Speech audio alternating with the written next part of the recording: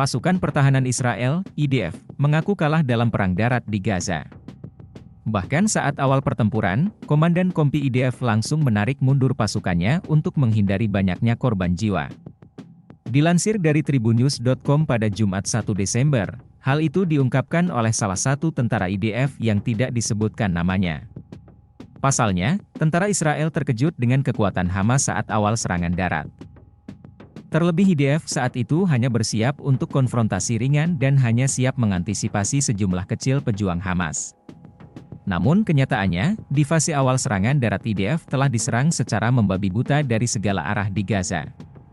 Tentara IDF itu pun mengaku bahwa niatan awal menyerang Hamas justru berubah menjadi pertempuran penyelamatan. Sebab saat itu banyak tentara yang terluka akibat disergap Hamas. Ia menambahkan, IDF pun kewalahan hingga komandan kompi mereka memutuskan untuk mundur. Sebab menurutnya, jika pasukan Israel nekat bertahan maka akan banyak tentara yang tewas.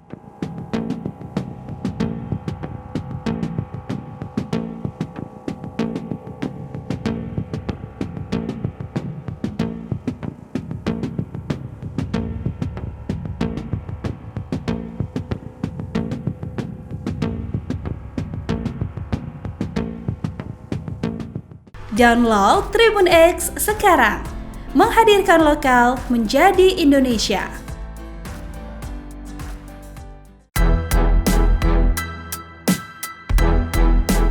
Presiden Rusia Vladimir Putin resmi mempersenjatai musuh terbesar Israel dengan jet tempur.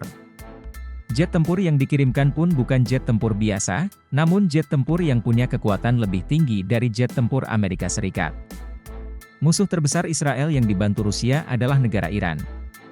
Yang mana Iran secara resmi sudah membeli jet tempur dan helikopter Sukhoi, Su-35 buatan Rusia di tengah konflik antara Hamas dan Israel.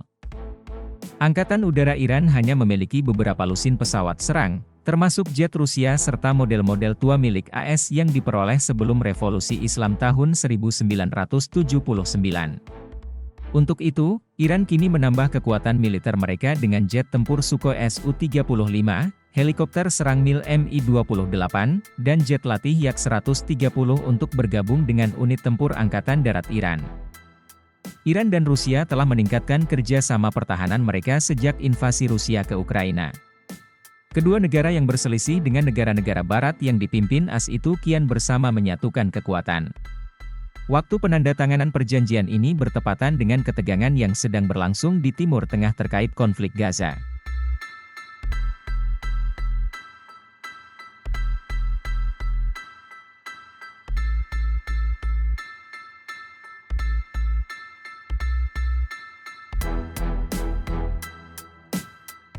Download Tribun X sekarang, menghadirkan lokal menjadi Indonesia.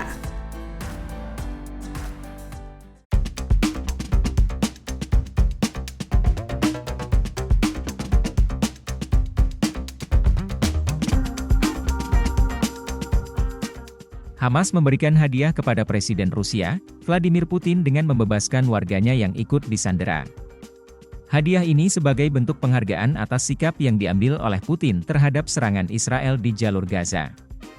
Hal ini langsung ditanggapi oleh pihak Moskow. Rusia berterima kasih kepada Hamas atas pembebasan sandera di Gaza. Hamas sendiri saat ini telah membebaskan 3 sandera Rusia Israel dari Gaza secara terpisah dari perjanjian gencatan senjata dengan Israel. Kementerian Luar Negeri Moskow berjanji akan terus berupaya untuk segera membebaskan sisa warga Rusia yang ditahan di jalur Gaza.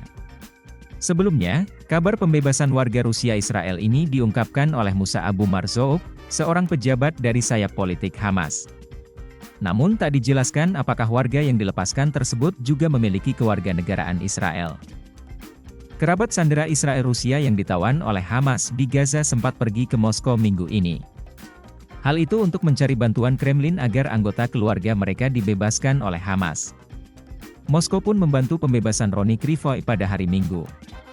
Krivoy dibebaskan dalam perjanjian terpisah dari perjanjian pembebasan sandera.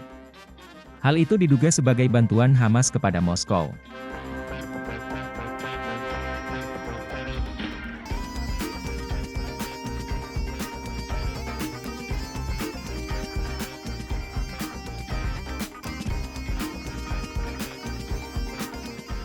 Download Tribun X sekarang.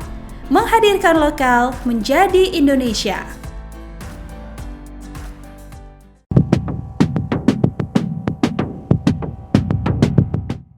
Pertahanan Israel kembali digempur serangan dari Lebanon. Ini menjadi insiden pertama yang terjadi dalam 5 hari terakhir saat gencatan senjata sementara berlangsung. Pasukan pertahanan Israel mengatakan, sistem Iron Dome mencegat target udara mencurigakan yang memasuki wilayah udara Israel dari Lebanon. Insiden tersebut memicu sirene di komunitas Utara Matat, Sasa dan Dovev. Tidak ada cedera atau kerusakan yang disebabkan dari serangan tersebut. Pasukan pertahanan Israel mengatakan sistem Iron Dome mencegat target udara mencurigakan yang memasuki wilayah udara Israel dari Lebanon. Insiden tersebut memicu sirene di komunitas Utara Matat, Sasa dan Dovev. Tidak ada cedera atau kerusakan.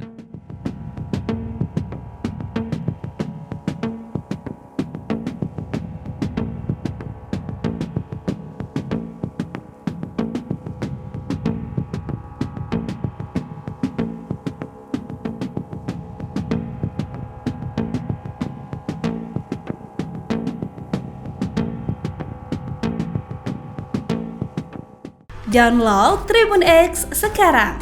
Menghadirkan lokal menjadi Indonesia.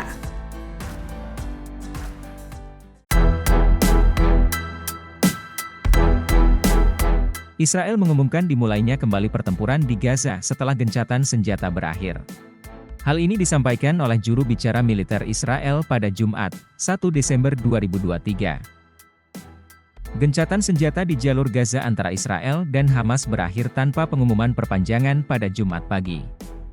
Jubir Israel mengumumkan bahwa mereka telah mencegat rudal yang ditembakkan dari jalur Gaza tak lama sebelum berakhirnya gencatan senjata dengan Hamas. Selain itu, para saksi mata juga melaporkan penerbangan besar-besaran pesawat militer dan drone di wilayah barat laut kota Gaza. Hingga saat ini, belum diketahui siapa yang harus bertanggung jawab atas peluncuran rudal tersebut. Namun, dalam serangan baru Hamas di Yerusalem pada Kamis 30 November, 4 orang dikabarkan tewas dan belasan lainnya terluka. Kejadian ini membuat PM Israel Benyamin Netanyahu jadi was-was. Ia turut melonggarkan aturan penggunaan senjata oleh warga sipil. Sementara itu, kantor Perdana Menteri Israel menyatakan bahwa 6 sandera Israel yang ditahan oleh Hamas dibebaskan pada Kamis malam. Kemudian disusul dengan pembebasan 2 sandera. Sementara, Israel membebaskan 30 warga Palestina. Semuanya adalah perempuan dan anak di bawah umur, sesuai dengan perjanjian gencatan senjata dengan Hamas.